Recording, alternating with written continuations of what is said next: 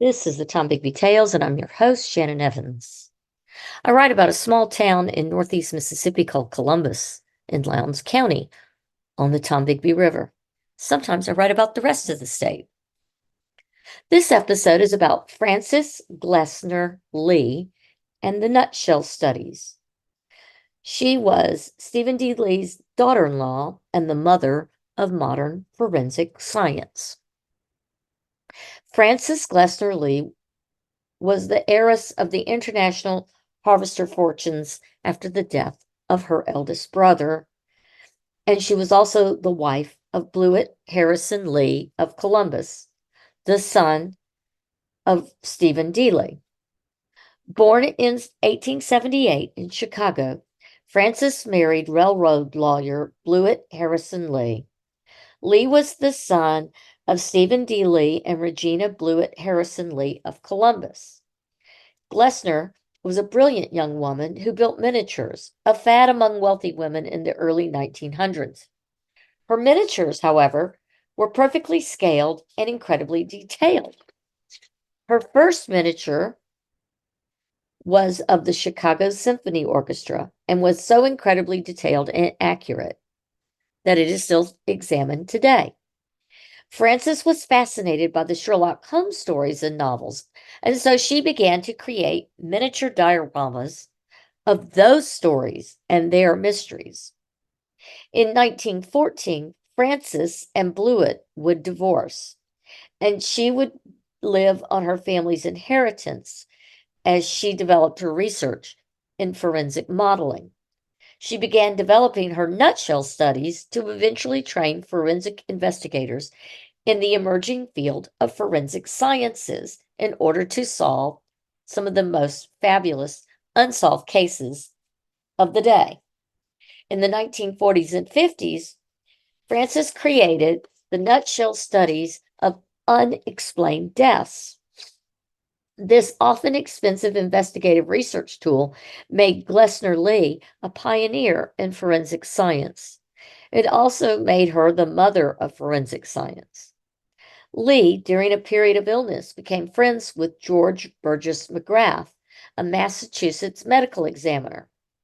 McGrath spoke often of his belief that medical examiners and crime scene investigators required more extensive and targeted training than they were given at that time.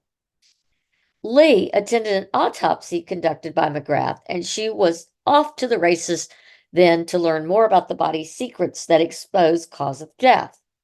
McGrath showed her examples of many bungled crime scene investigations. So Lee began to see that better crime scene training could result in more thorough crime scene investigations and increased convictions. Lee would eventually endow a new chair of titled Legal Medicine with McGrath as the department's chair at Harvard Medical School, even though Harvard at that time still wasn't accepting women into their medical programs. Lee believed police investigators, the first on the crime scenes, needed more significant and specific training to handle crime scene evidence. So in the 1930s and 40s, she began holding 1 to 2 day training sessions for the New Hampshire State Police. New Hampshire would then go on to eventually appoint her their first honorary female police captain for the force in 1943. This was the first woman in the U.S. to hold such a position, honorary or real. Lee began hosting 5-day training sessions with her nutshell dioramas in 1945. By 1949, she insisted women be included in these trainings. The nutshells were dioramas of middle-class interiors of homes and boarding houses and barns and the like, depicting incredibly accurate crime scenes. For example, a farmer hanging in his barn, a woman dead in the bathtub, another on the kitchen floor. These were so accurate, the corpses even depicted the level of decomposition at time of discovery. Each diorama was used to teach investigators and to train their eyes to see the most minute and seemingly insignificant details of a crime scene. a technique used to this day. The matronly Lee was respected by policemen and investigators who often referred to her as Mother Lee. The premier study in forensics at the annual homicide seminars in Baltimore, Maryland, is now called the Francis Glessner Lee Homicide Seminar. Lee broke many gender barriers in forensics. Her use of miniatures is still an important element in forensic studies. 18 pieces of her dioramas were loaned from Harvard, where they are kept in a permanent collection, to the Smithsonian in 2017 to 2018. Frances Glessner Lee died January 27, 1962 in Bethlehem, New Hampshire at the age of 83. She is buried in the Maple Street Cemetery in Bethlehem, New Hampshire.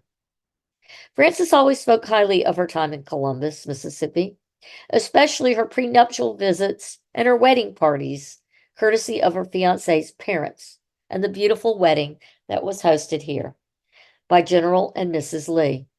She encouraged her 3 children to maintain a relationship with their father and his family, even after Lee divorced from Blewett.